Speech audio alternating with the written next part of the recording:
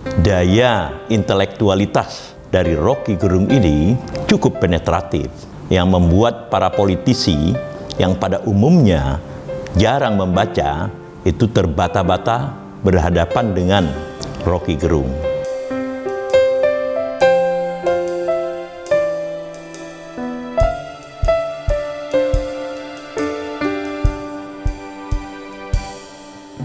Pecinta Indonesia, bangsa dan demokrasi, kita masih perlu kritik.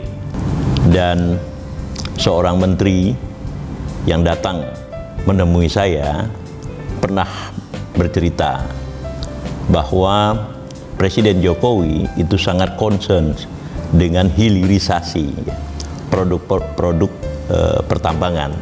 Lalu kemudian menteri itu mengatakan kepada Presiden, ada seorang ahli tentang hilirisasi yang bisa diajak bicara. Lalu kata Presiden, kalau begitu undang dia gitu. Tetapi sang menteri ini kemudian menambahkan, hanya saja Bapak Presiden, tokoh yang ahli hilirisasi ini itu setiap hari mengkritik Bapak Presiden gitu. Tiba-tiba kemudian Presiden mengatakan, tidak apa-apa, emangnya kita malaikat.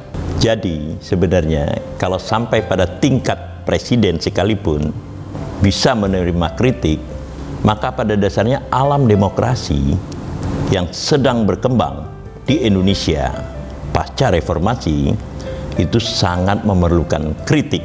Di dalam konteks inilah kita melihat seorang tokoh yang selalu melakukan kritik terhadap pemerintah, yaitu Rocky Gerung. Apakah kita memerlukan dia? Menurut saya iya.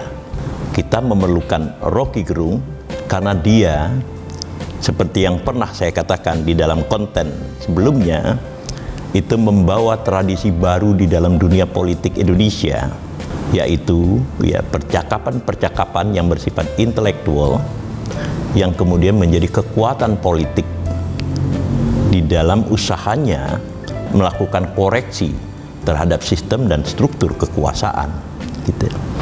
Dan daya intelektualitas dari Rocky Gerung ini itu cukup penetratif yang membuat para politisi yang pada umumnya jarang membaca itu terbata-bata berhadapan dengan Rocky Gerung. Jadi kritik-kritik dari Rocky Gerung itu masih kita butuhkan. Saya harap para penguasa di Indonesia termasuk para politisi itu harus berlapang dada menerima kritik-kritik dari Rocky Gerung dan menerima logika-logikanya yang tajam. Dan kenapa kita memerlukan kritik dari Rocky Gerung? Karena seluruh sumber-sumber kekuatan-kekuatan sosial, kekuatan-kekuatan intelektual yang seharusnya berbicara dengan sikap yang kritis, kritis bersifat konstruktif, yang saya maksudkan di sini itu tidak mengartikulasikan sikap yang kita harapkan. Kita punya partai-partai politik, tetapi partai-partai politik itu tidak pernah bersuara tentang sistem kekuasaan yang berlangsung sekarang ini.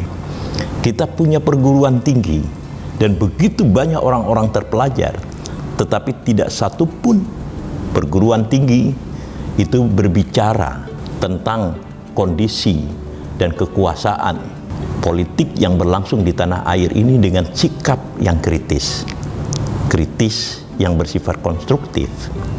Kita punya berbagai lembaga-lembaga lainnya, baik yang didirikan atas inisiatif masyarakat maupun yang didirikan oleh pemerintah sendiri.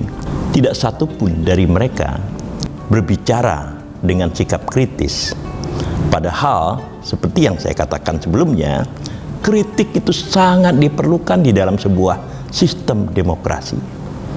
Akhirnya kita terpaksa menerima kehadiran dari Rocky Gerung sebagai satu-satunya aktor, baik dia secara personal maupun secara sosiologis akhirnya menjadi sebuah institusi yang secara terus-menerus melontarkan kritik-kritik yang pada dasarnya dibutuhkan. Bahkan seperti yang saya katakan di awal oleh Presiden Jokowi sendiri Presiden Jokowi mengatakan, memangnya kita malaikat, di dalam pengertian lain bahwa ada selalu potensi-potensi kekeliruan dan kesalahan yang dilakukan oleh setiap orang, termasuk mereka yang mendapat amanat dari kekuasaan.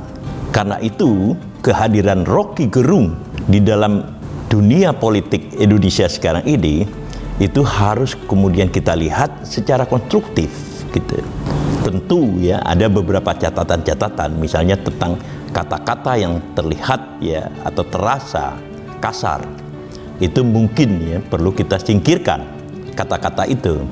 Di dalam bahasa tulis-menulis diedit. Akan tetapi esensi dari kritik Rocky Gerung itu harus didengar oleh setiap orang, terutama mereka yang dapat amanah kekuasaan dari rakyat melalui proses demokrasi. Begitulah kira-kira.